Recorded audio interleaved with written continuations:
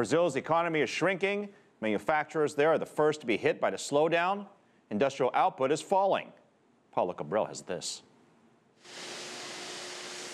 This factory in São Paulo began 2014 at full steam, with about 200 employees working shifts to make enough parts for Brazil's automakers. At the time, they were breaking sales records.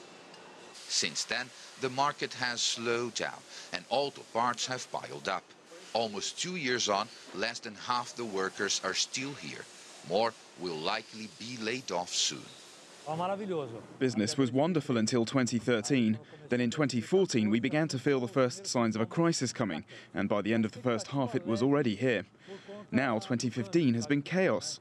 Our output has dropped this year by about 60%. Automakers were among the worst hit by the crisis, especially after the government cut tax incentives for car buyers. But most of the Brazilian industry is suffering. According to government data, Brazil's industrial output dropped by almost 11% in September 2015 compared to a year ago.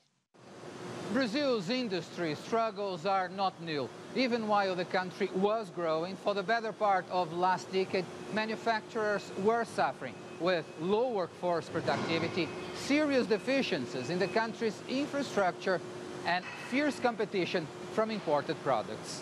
Taxes, labor laws, bureaucracy, weight of the government, all of these are hurdles. So the numbers show that the industry GDP vis-a-vis Brazil whole GDP was around 25% of GDP like 20 years ago. Now we are maybe below 10%. Brazil remains a competitive producer and exporter of commodities, but one thing remains out of its control: the slowdown in demand from the country's trading partners. Paulo Cabral, CCTV, São Paulo.